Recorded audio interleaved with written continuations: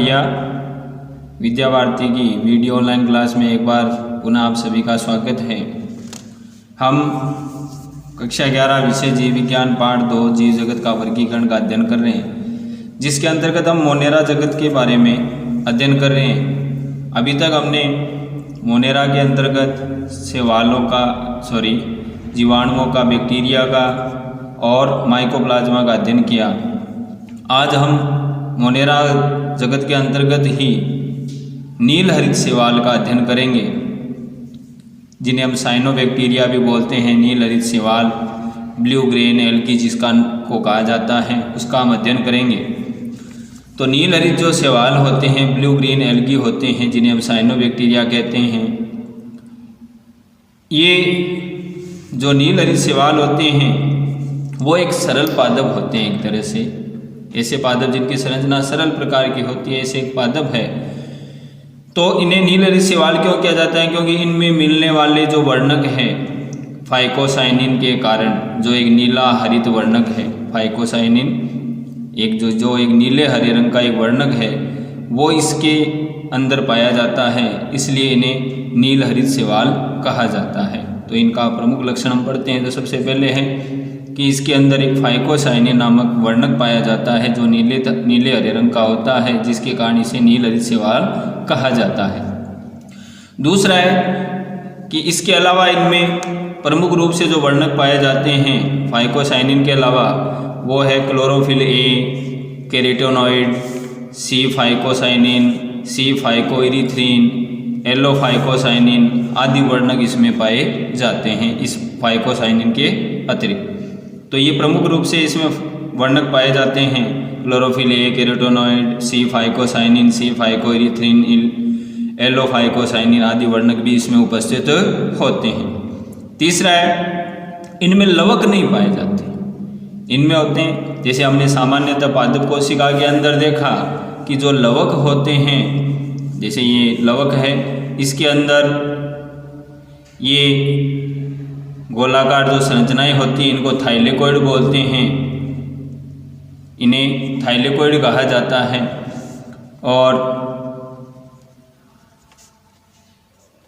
ये थाइलेकोइड का समूह है, जैसे ये एक संरचना, इसको एक को थाइलेकोइड बोलते हैं, इनका जो समूह है उनको ग्रेना बोलते हैं। अब जो नील हरित शैवाल होते हैं उनमें ये संरचना नहीं पाई जाती, लेकिन थाइलेकोइड है वो, जैसे ये इसकी एक कोशिका है, उसके कोशिका के अंदर थाइलेकोइड है, वो फैले हुए पाए जाते हैं। वो ग्रेना का निर्माण नहीं करते। थाइलेकोइड उपस्थित होते हैं, लेकिन इसमें लवक नहीं होता। लवक के अंदर जो इसकी कोशिका होती है, उसके कोशिका द्रव के अंदर थाइलेकोइड वो बिखरा हुआ पाया जाता है। वो इस प्रकार की संरचना का निर्माण ग्रेना या ग्रेना पटलिकाओं के द्वारा, जो ग्रेना पटलिकाओं के द्वारा आपस में जुड़ी हुई होती हैं, इस प्रकार के लवक मतलब ये संरचना नहीं पाई जाती। कोशिका द्रव के अंदर जो थाइलेकोइड होता है वो बिखरा हुआ पाया जाता है। तो इनमें लवक नहीं पाए जाते, किंतु थाइलेकोइड है वो कोशिका के अंदर क्या होता है, बिखरा हुआ पाया जाता है। इसकी तीसरी विशेषता इनमें। अब चौथी है इनमें जो संचित भोज्य पदार्थ, अपन जानते हैं कि जंतुओं में संचित भोज्य पदार्थ होता है वो ग्लाइकोजन होता है। वो क्या होता है? ग्लाइकोजन। पादपों में मंड या स्टार्च होता है, जिसको हम स्टार्च बोलते हैं। लेकिन इसके अंदर जो भोज्य पदार्थ जो संचित होता है वो साइनोफाइसिन नामक ग्रेन्यूल के रूप में पाया जाता है। जो संचित भोज्य पदार्थ होता है वो साइनोफाइसिन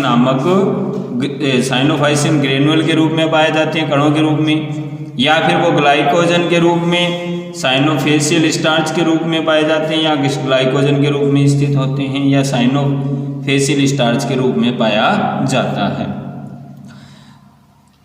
अगली विशेषता है कि ये जो साइनोबैक्टीरिया होते हैं, इनके शरीर पर, इनकी जो शारीरिक संरचना होती है उस पर फ्लैजिला, कशाभिकाएं नहीं पाई जाती। जीवन चक्र की किसी भी अवस्था में कशाभिका, फ्लैजिला होती हैं, जो तंतुनुमा जो संरचनाएं पाई जाती है, जैसे कोशिकीय जंतु होते हैं उनके शरीर पर जो पाई जाती है, ऐसी संरचनाएं इसमें नहीं पाई जाती है।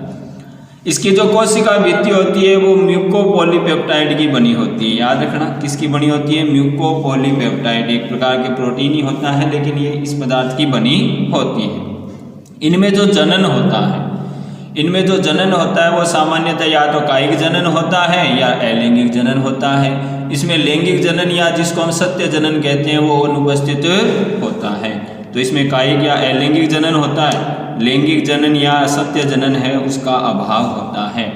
अब इसमें जो कायिक जनन होता है वो असूत्री विभाजन द्वारा होता है। आपने अर्धसूत्री विभाजन नाम सुना होगा, समसूत्री सुना होगा। असूत्री क्या होता है? जैसे ये कोई कोशिका है, ये इसका केंद्रक है। जब कोई भी कोशिका होती है उसके केंद्रक का विभाजन समान रूप से होता है, यानी दो समान आकार के केंद्रकों में विभाजित हो जाता है। फिर वह पहले केंद्रक का विभाजन होता है, फिर कोशिका द्रव का विभाजन होता है, जिससे दो समान आकार की कोशिकाएं बनती हैं, तो उसे तो बोलते हैं समसूत्री विभाजन। इसमें जो असूत्री विभाजन होता है उसमें जो केंद्रक का विभाजन होता है वो भी असमान प्रकार का होता है, कोशिका द्रव का विभाजन है वो भी असमान प्रकार का होता है, कि जैसे एक केंद्रक बड़ा हो गया, एक छोटा हो गया, और कोशिका बनी, एक बड़ी कोशिका बन गई, एक छोटी कोशिका बन गई। तो इस प्रकार के होते हैं उनमें असूत्री विभाजन, यानी इसमें केंद्रक का और जो कोशिका द्रव का विभाजन होता है उसमें असमान प्रकार का इस प्रकार का विभाजन होता है, उसको असूत्री विभाजन बोलते हैं। तो इसमें जो कायिक जनन होता है वो या तो असूत्री विभाजन द्वारा होता है या विखंडन द्वारा होता है, कि कोई भी भाग टूट के अलग हो गया तो वो नए एल्की का निर्माण करेगा। अलैंगिक जनन है वो सामान्यतः इसमें बीजाणुओं द्वारा होते हैं। इसमें दो प्रकार के बीजाणु होते हैं, एक अंत बीजाणु, एक बाह्य बीजाणु, तो उनके द्वारा इनमें अलैंगिक जनन होता है। अब जैसे हमने एक साइनोबैक्टीरिया का एक चित्र बनाया है जो नोस्टॉक है। नोस्टॉक जो एक तंतु में शैवाल है, जो एक क्या है तंतु में शैवाल है, उसका एक चित्र बना हुआ है। इस प्रकार की इसमें गोलाकार संरचनाएं मिलकर एक तंतु में संरचना का निर्माण करते हैं। इसमें जगह जगह पर बीच बीच में ये एक विशेष प्रकार की हेट्रोसिस्ट कोशिकाएं जिनको हम कहते हैं, इनका ये पाई जाती है। जैसे यहाँ पे एक ये हो गई, एक ये हो गई, तो इस प्रकार से इसमें हेट्रोसिस्ट कोशिकाएं पाई जाती हैं। वैसे तो हेट्रोसिस्ट कोशिकाओं का कार्य वैसे तो ज्ञात नहीं है, लेकिन अनुमानतः इसका कार्य ये कई बार क्या करती है, लैंगिक जनन में मदद करती है इनकी, ये माना जाता है। या इसका एक अन्य कार्य है कि ये नाइट्रोजन स्थिरीकरण कार्य भी हेट्रोसिस्ट कोशिकाओं द्वारा ही होता है। जैसे एनाबिना नोस्टॉक है, वो वायुमंडलीय जो नाइट्रोजन होते हैं उनको नाइट्रेट, नाइट्राइट, अमोनिया में परिवर्तित करके पौधों को वायुमंडल की नाइट्रोजन है वो उपलब्ध कराती हैं। तो ये हेट्रोसिस्ट कोशिकाएं इसमें पाई जाती हैं, और इसके अंदर जो कोशिका द्रव है ये जो पाए जाते हैं। इसके अलावा इसके अंदर चारों ओर एक आवरण पाया जाता है, म्यूकस का, श्लेष्मा का बना हुआ एक श्लेष्मीय आवरण पाया जाता है, जो चारों ओर इसके पाया जाता है, जिसको हम श्लेष्मीय आवरण कहते हैं। वैसे ही आपको जानते हो मोनेरा जगत के जो जीव होते हैं वो प्रोकैरियोटिक जीव होते हैं, इनमें अंतःद्रव्य जालिका, माइटोकॉन्ड्रिया आदि अनुपस्थित होते हैं। तो इसकी एक प्रकार से सरल प्रकार की संरचना होती है। तो ये नोस्टॉक जो है उसका चित्र यहाँ पे बना हुआ है। अब ये तो हो गई। इसके बाद अब बात करते हैं आवास की। तो आवास लगभग ये सभी आवासों में पाए जाते हैं। नमी युक्त जो भी स्थान होते हैं वहाँ पे ये उपस्थित होते हैं। ये चाहे लवणीय जल हो, चाहे अलवणीय जल हो, नदी हो, समुद्र हो, सभी जगह पर ये पाए जाते हैं। और ये गंदगी वाले स्थानों पर ज़्यादा विकसित होते हैं। जहाँ गंदगी ज़्यादा होती है वहाँ पर ये ज़्यादा विकसित होते हैं। तो साइनोबैक्टीरिया नमी युक्त स्थानों, लवणीय व अलवणीय जल पाए जाते हैं। लेकिन जो गंदगी जहाँ होती है, गंदा जल जहाँ इकट्ठा होता है, वहाँ पे बहुत ज़्यादा मात्रा में ये विकसित होते हैं और प्रदूषण भी फैलाने का कार्य करते हैं। फिर हम पढ़ते हैं इसकी सुकाय संगठन, मतलब इसकी शारीरिक संरचना कैसी होती हैं। तो कुछ जो शैवाल होते हैं वो एकोशिकीय होते हैं, कुछ बहुकोशिकीय होते हैं। अब जैसे एकोशिकीय है जो जिनमें शरीर के सभी कार्य जो होते हैं वो एक कोशिका के माध्यम से होते हैं, जैसे स्पाइरुलिना है, एनासिस्टिस है आदि शैवाल है, ये एक कोशिकीय शैवाल होते हैं। कुछ बहुकोशिकीय होते हैं। बहुकोशिकीय में जैसे एक तो निर्वाही जो कॉलोनीय होते हैं, कॉलोनी बनाकर रहते हैं, समूह में रहते हैं निर्वाही, जैसे माइक्रोसिस्टिस इसका उदाहरण है। कुछ तंतु में होते हैं, धागेनुमा जिनकी संरचना होती है, रेशे समान संरचना होती है, जैसे नोस्टॉक है, एनाबिना है, ओसिलेटोरिया है आदि, ये जो तंतु में संरचना युक्त होते हैं। तो ये इनका हो गई सुकाय संरचना, शारीरिक संरचना। फिर हम बात करते हैं इसकी जो कोशिका संरचना होती है तो नीलहरी शैवाल की कोशिका कोशिका जो भित्ति होती है, संरचना तो हमने पढ़ ली, कोशिका भित्ति है। तो नीलहरी शैवाल की जो कोशिका भित्ति होती है उसके हमने अभी पढ़ा कि जो नीलहरी शैवाल होते हैं उनकी जो कोशिका भित्ति के बाहर एक श्लेष्मीय परत पाई जाती है जो जिलेटिन की बनी होती है। किसकी बनी होती है? जिलेटिन का बना श्लेष्मीय आवरण इसमें पाया जाता है। जो इसकी कोशिका भित्ति होती है वो द्विपर्तीय होती है। इसकी जो कोशिका भित्ति होती है वो द्विपर्तीय यानी 2 परतों की बनी हुई होती है।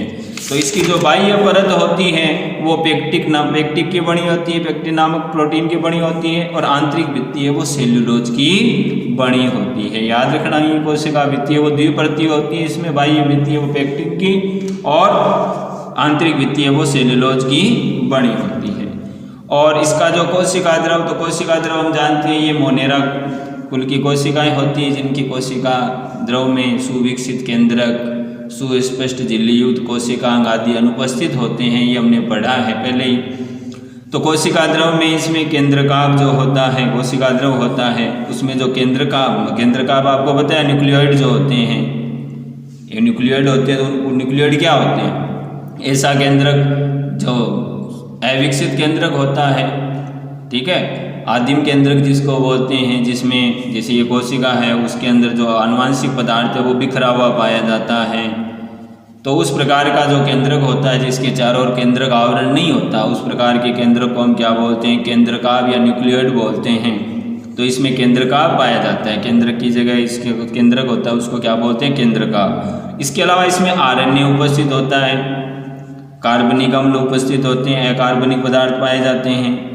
किंतु जो झिल्लीयुक्त कोशिकांग होते हैं जैसे माइटोकॉन्ड्रिया है, अंतःद्रवी जालिका है, गोल्जिकाएँ है, लवक है आदि, ये अनुपस्थित होते हैं। लेकिन लवक तो नहीं पाए जाते इसमें, लेकिन हमने अभी पीछे पढ़ा कि इसमें थाइलेकोइड है वो कोशिका द्रव में बिखरा हुआ पाया जाता है। तो ये थाइलेकोइड क्या काम आता है? थाइलेकोइड इसके अंदर प्रकाश संश्लेषण क्रिया में कार्य करता है। जैसे पौधों में जो हरित लवक होते हैं उसमें थाइलेकोइड होते हैं, वो प्रकाश संश्लेषण क्रिया के अंदर क्या करते हैं? सूर्य के प्रकाश द्वारा, क्लोरोफिल के द्वारा क्या करते हैं? भोज्य पदार्थों का निर्माण करते हैं। वैसे ही इसमें थाइलेकोइड जो होता है वो प्रकाश संश्लेषण क्रिया के माध्यम से भोज्य पदार्थ का निर्माण करते हैं।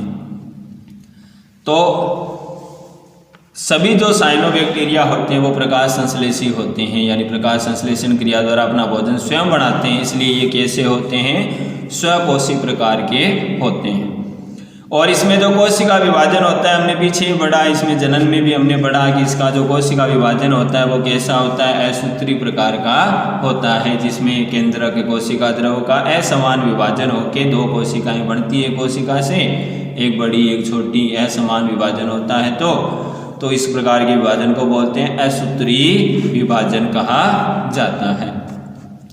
अगला हम पढ़ते हैं आर्थिक महत्व क्या है। इसके आर्थिक महत्व में एक लाभदायक महत्व होते हैं और एक हानिकारक प्रभाव भी होते हैं। तो सबसे पहले तो जहाँ पर ये शैवाल ज़्यादा विकसित होते हैं, तो ज़्यादा विकसित शैवाल होंगे तो वो ज़्यादा श्वसन क्रिया करेंगे, CO2 ग्रहण करेंगे, O2 ग्रहण करेंगे और CO2 छोड़ेंगे। तो जिस स्थान पर शैवाल बहुत ज़्यादा मात्रा में उपस्थित होते हैं वहाँ पर वे वायुमंडल से O2 ग्रहण करके बहुत ज़्यादा मात्रा में CO2 का क्या करते हैं? उत्सर्जन करते हैं। तो CO2 ज़्यादा मात्रा में होने से अन्य पेड़ पौधे जीव जंतु है वो नष्ट हो जाते हैं। तो ये CO2 लेकर O2 छोड़ते हैं, ज़्यादा मात्रा में हो जाते हैं तो इसलिए ये वायु प्रदूषण करते हैं एक तरह से।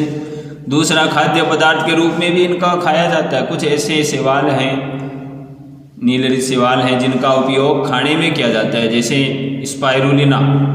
स्पाइरुलिना एक ऐसा शैवाल है जिसमें सबसे ज़्यादा मात्रा में प्रोटीन होता है, लगभग 70% प्रोटीन इसमें पाया जाता है। इसके अलावा इसमें विटामिन B कॉम्प्लेक्स भी होते हैं, खनिज पदार्थ भी होते हैं स्पाइरुलिना में, इसलिए इसका उपयोग बहुत ज़्यादा मात्रा में खाद्य पदार्थ के रूप में किया जाता है। तो ये याद रखना कि ऐसा कौन सा नीलहरी शैवाल है जो सबसे ज़्यादा, जिसमें प्रोटीन होता है, सबसे ज़्यादा अपन अन्य जो खाद्य पदार्थ खाते हैं सब उनमें सबसे ज़्यादा प्रोटीन इसमें होता है 70%। इसके अलावा जैसे हम अंडे खाते हैं तो अंडे में 64% होता है, सोयाबीन खाते हैं तो उसमें 40-40% होता है, कार्बोहाइड्रेट से हम मक्का से हमें कार्बोहाइड्रेट मिलते हैं तो उनमें अलग अलग मात्राएं। लेकिन प्रोटीन की जब बात करते हैं तो सबसे ज़्यादा प्रोटीन इसमें स्पाइरुलिना में होता है। इसके अलावा इसमें विटामिन भी होते हैं, खनिज तत्व भी उपस्थित होते हैं, इसलिए इसका उपयोग खाद्य पदार्थों के रूप में भी किया जाता है। इसके अलावा इसका उपयोग खेतों में खाद के रूप में किया जाता है। हमने पीछे पढ़ा नो स्टॉक है, एनाबिना है, ओसिलिटोरिया है, ये ऐसे नीलहरित शैवाल हैं जो वायुमंडलीय नाइट्रोजन का स्थिरीकरण करके उन्हें नाइट्रेट, नाइट्राइड, अमोनिया में बदल के पौधों को उपलब्ध कराते हैं। इसलिए इनका उपयोग खेतों में खाद के रूप में किया जाता है। जैसे नो स्टॉक है, एनाबिना है, क्योंकि ये नाइट्रोजन स्थिरीकरण करने वाले नीलहरित शैवाल होते हैं। इसके अलावा एक अन्य उपयोग है कि ये नाइट्रोजन का, फास्फोरस का, आयरन का, सल्फर आदि अनेक पोषक तत्वों के पुनर्चक्रण करते हैं, जिससे वायुमंडल में, मृदा में इनकी मात्रा है वो संतुलित बनी रहे, पादपों को ये उपलब्ध होती रहे। तो ये इन कार्यों में भी सहायक होते हैं। इसके अलावा जो बंजर जमीन जिसे हम क्षारीय मृदा कहते हैं, जिसमें क्षारीयता की मात्रा ज़्यादा होती है, जिसके कारण जो भूमि का उपजाऊपन समाप्त हो जाता है, जिसमें किसी भी प्रकार के पौधे वो उगते नहीं है, ऐसी मृदा में यदि हम कुछ नीलहरित शैवाल जैसे नो स्टॉक है और ओलोसायरा है, ऐसे पादपों नीलहरित शैवाल को यदि इन ऐसी मृदा में उगा दिया जाए या डाल दिया जाए तो वो उनका अपघटन से वो जो मृदा तैयार होती है या जो मृदा होती है वो उसकी क्षारीयता ये कम कर देते हैं, जिससे जो बंजर भूमि है वो उपजाऊ हो जाती है, जिससे फिर उसमें पौधे उगने लग जाते हैं। तो ये बंजर ज़मीन का उपजाऊपन बढ़ाती है, उसका बंजरपन जो होता है कम करती है। जैसे नो स्टॉक है, ओलोसायरा है आदि जो नीले शैवाल है, ऐसी मृदा में उगाने से वो मृदा के उपजाऊपन को बढ़ाते हैं। तो ये तो इनके कुछ लाभकारी प्रभाव हो गए। कुछ हानिकारक प्रभाव भी है। हमने ये पढ़ा कि जैसे ये पानी को क्या करते हैं, ये जिस पानी में उगते हैं, गंदगी में उगते हैं, उस पानी को दुर्गंध युक्त कर देते हैं। उस पानी में दुर्गंध आने लगती है, उसका स्वाद है वो खराब हो जाता है, उसको पीने से आदमी बीमार हो जाते हैं। तो ये पानी को दुर्गंध युक्त कर देता है। इसके अलावा जहाँ शैवाल की मात्रा बहुत ज़्यादा हो जाती है तो उसे हम शैवाल ब्लूम कहते हैं। तो शैवाल ब्लूम है, हमने भी ऊपर बढ़ा, ये CO2 लेकर O2 मुक्त करते हैं, क्योंकि ये प्रकाश संश्लेषण करते हैं तो O2 मुक्त करते हैं, ये हमने लाभकारी में पढ़ा। इसके अलावा जहाँ पर ये शैवाल ब्लूम बहुत ज़्यादा हो जाता है तो ये क्या करते हैं, श्वसन क्रिया को बढ़ा के CO2 मुक्त करते हैं। तो ये थोड़ा सा पॉइंट है वो सही कर लेना कि ये प्रकाश जहाँ पे ज़्यादा होते हैं तो वो प्रकाश संश्लेषण भी करते हैं, लेकिन O2 भी मुक्त करते हैं। लेकिन बहुत ज़्यादा मात्रा में जब हो जाते हैं, ये कम मात्रा में होते हैं तो ये बहुत ज़्यादा मात्रा में हो जाते हैं तो उसको हम शैवाल ब्लूम कहते हैं। तो जहाँ पर शैवाल की मात्रा बहुत ज़्यादा हो जाती है तो वो श्वसन क्रिया में O2 लेके CO2 बहुत ज़्यादा मात्रा में उत्सर्जित करते हैं, जिससे उस स्थान पे जहाँ पर जल की मात्रा जो जल होता है उस जल में O2 की मात्रा कम हो जाती है, CO2 की मात्रा बढ़ जाती है, जिससे उस जल में रहने वाले अन्य जो भी पौधे हैं जो उस जल में उपस्थित हैं या अन्य जो जंतु हैं उनको O2 कम मिलती है। CO2 की मात्रा बढ़ने से वो जीव जंतु, पेड़ पौधे, वहाँ पे अन्य जो पौधे हैं वो नष्ट हो जाते हैं। तो इस प्रक्रिया को हम शैवाल ब्लूम कहते हैं, जो वातावरण को दूषित करने का कार्य करती है। ठीक है, तो इस प्रकार से आज हमने मोनेरा जगत है वो पूर्ण हो चुका है अपना। अब अगला जगत हम पढ़ेंगे अगले वीडियो में, प्रोटिस्टा जगत। तब तक आप मोनेरा जगत का अच्छी तरह से अध्ययन कीजिए। तब तक के लिए धन्यवाद। जय हिंद, जय भारत।